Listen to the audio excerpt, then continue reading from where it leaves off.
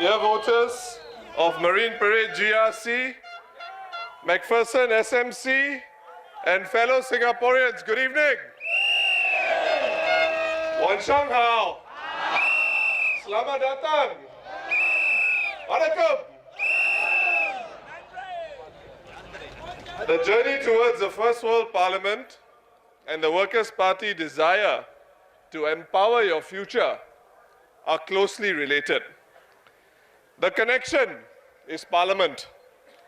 Parliament makes laws, and in our Singapore system, even the Court of Appeal is guided in their decisions by the intent of Parliament.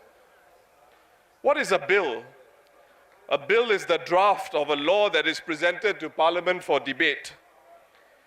Since 2011, we have seen the government launch a conversation with the people. The PAP called it our Singapore conversation. But our issues after 50 years of one-party dominance will not be resolved by such ad hoc conversations. We are a small country, and our only natural resource are you, our people. And the issues and problems we face today are structural and a function of 50 years of the one-party dominant state. We need to strengthen our national institutions, some of which are uniquely placed to play a non-partisan role for the good of all Singaporeans, regardless of political party. Parliament and parliamentary select committees are one such institution that can permanently connect the people and their aspirations, more so than ad hoc conversations ever can. My colleague and the candidate for East Coast GRC, Mr. Leon Pereira, spoke about parliamentary select committees with you yesterday, and I shall pick up this point in greater detail in my speech today. In our manifesto, under the chapter on democracy, the Workers' Party has proposed that the powers of Parliament be enhanced to strengthen oversight on the government, especially on the scrutiny of bills, checks on public expenditure, and public education on parliamentary work. Now, bills are read 3 times before they become law. The first reading involves the MP or government minister presenting the bill. The second reading is a parliamentary debate on the bill. And the third reading sends the bill to a committee of Parliament to scrutinize specific clauses, for example, to take into account the views and specific inputs and concerns of MPs. Ladies and gentlemen, the last time we had a bill taken to a select committee for the third reading in Parliament was a shocking 11 years ago. Why is this so important to you? It is important because we are all subject to the laws passed by Parliament, and being an MP is about contributing to the debate and discussion on these laws.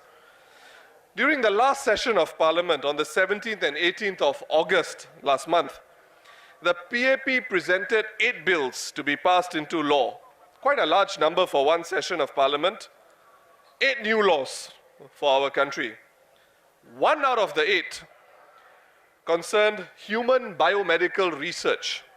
And just by chance, a few days later, on the 22nd of August, The Economist magazine's lead article covered the subject of biomedical research with the title Editing Humanity.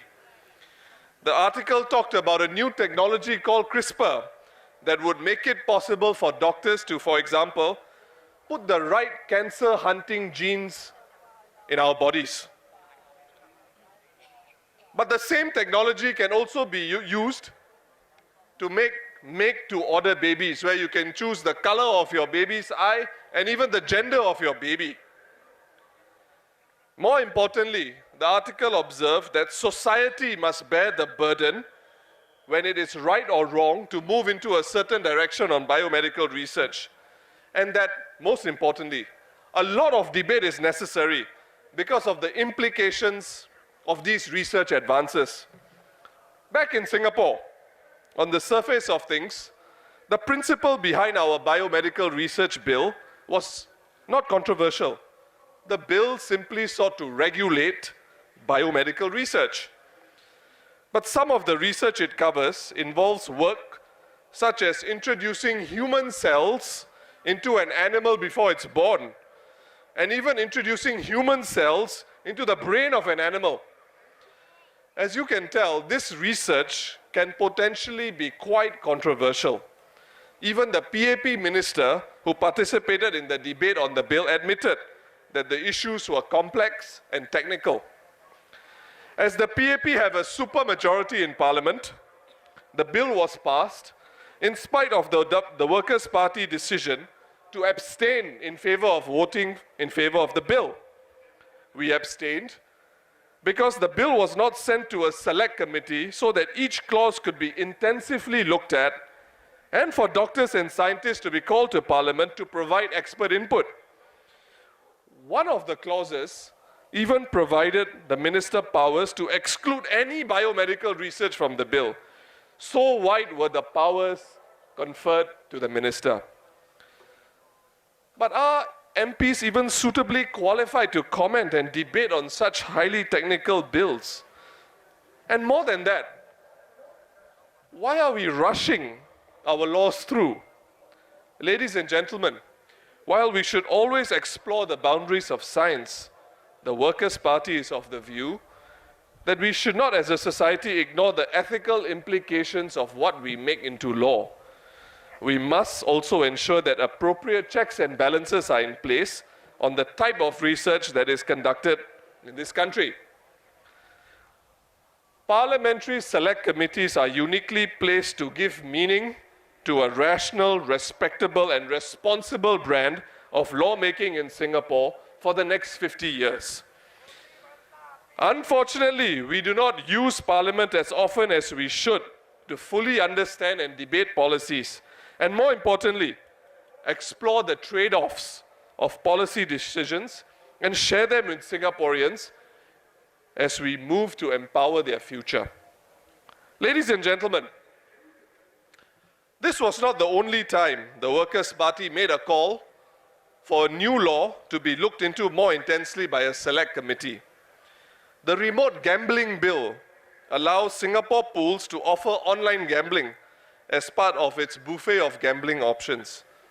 The Workers' Party was concerned about the safeguards that would be introduced when the average Singaporean or even a child did not have to go to a Toto or 4D outlet to place a bet. And he could possibly place a bet online. Again, Parliament was a ready platform to play a scrutinizing role and to think about the implications of this. But again, the PAP government did not think so. My friends, there is a lot more scope for Parliament to function like how it does in mature economies insofar as its oversight role is concerned. How many of us even knew about the tabling of the Human Biomedical Research Bill? Not many, I imagine. Let us not forget, even though we have begun our journey to a first world parliament, we have a long way to go to empower our future. As a consequence, the PAP's brand of participatory democracy is way behind that of other advanced economies. Some of you may remember Mr. Goh Chok Tong talking about participatory democracy for Singapore 25 years ago. The sad fact is this: we have not made much progress, and we need to acknowledge this. And we have to close the gap. Select committees are not formed to prevent the government from working or jamming up the government, but to raise our own standards for governance. We should create and reinforce institutions like Parliament that serve to empower our people and understand the trade-offs that we Singaporeans must weigh in a neutral manner. Now, to end off, my friends, in 2011, when Parliament was in session after the elections, none of the mainstream media outlets picked up one crucial detail that involved our Parliament. And what was that? It was this: no opposition member of Parliament was appointed on the Public Accounts Committee of Parliament, the committee that overlooks the government's budget and how it spends our taxpayer money. Opposition members were appointed to other select committees, Privileges Committee, Estimates Committee, and so forth. So why was the opposition left out of the Public Accounts Committee? Of course, the mainstream media did not report on this. Should we be surprised? Is it the media's fault that they did not see fit to raise a matter, or this matter, for the public to know? Now, you might find this controversial, my friends, but I say it's not the media's fault. It's not their fault. Because they are also the result of a one-party dominant state that has governed us for the last 50 years.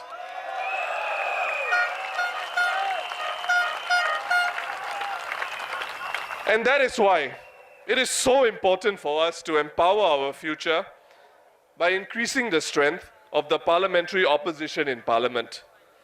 We must not weaken our parliamentary checks and balances.